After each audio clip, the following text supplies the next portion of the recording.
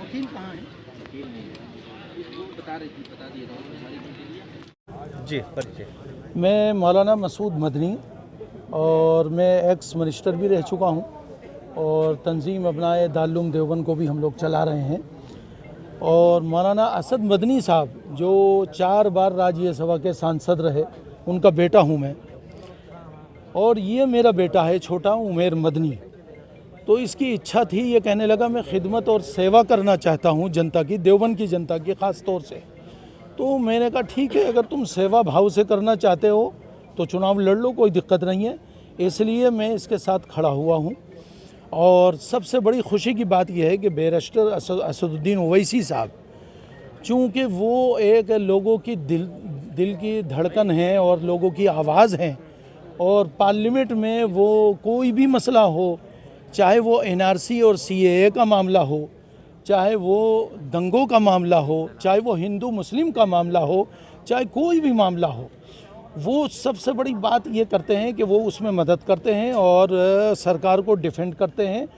और संविधान को जो लोग कमज़ोर करना चाह रहे हैं, संविधान को, उसके लिए वो खड़े होते हैं। संविधान बाबा साहब भीमराव अम्बेडकर का जो बनाया हुआ संविधान है, उसकी मजबूती की बात करते हैं। तो इन्हीं तमाम बातों से मुतासिर हो के हम लोगों ने ये फ़ैसला किया।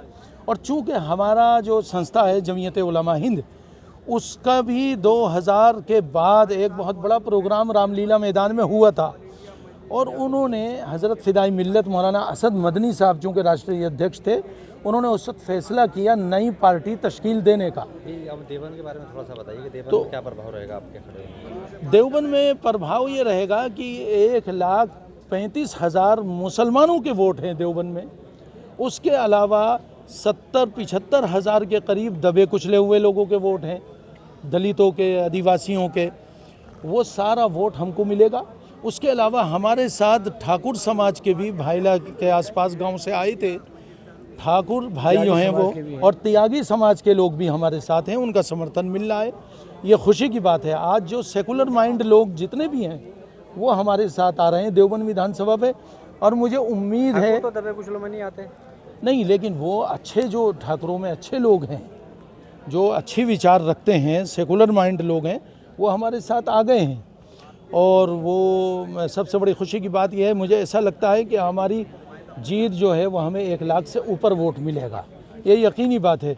और दूसरे नंबर पे हो सकता है शायद बीजेपी रहे, तो ये बिल्कुल निश्चित है। और अखिलेश ने ख़ास तौर से एक बात मैं और बता दूं, आप मैदान में हैं। कैमरा चल गया, अपना बोलना सही बात है। हाँ, रोल जी, आपने एक बार तारुफ दे दीजिएगा। मेरा नाम उमेर मदनी, मैं देवबंद शहर, एक इल्मी शहर से आता हूँ, और MIM पार्टी मजलिस इत्तेहादुल मुस्लिमीन देवबंद विधानसभा का उम्मीदवार हूँ मैं। और हमें जो रिस्पांस मिल रहा है पब्लिक से और जनता से, हमें 100% उम्मीद है कि हमारी सीट निकलेगी। और हम ये कहना चाहते हैं कि अभी हमारे मुकाबले अब तक कोई नहीं आया था मैदान में। अभी समाजवादी पार्टी ने, अखिलेश जी ने आनन फानन में माविया जी को टिकट किया, जो पहले विधायक रह चुके, और उनको टिकट करने की वजह से उनको इस बात का ख़तरा और डर महसूस हो गया। पहले उन्होंने बिल्कुल मना कर दिया था, किसी मुस्लिम कैंडिडेट को टिकट नहीं देना है।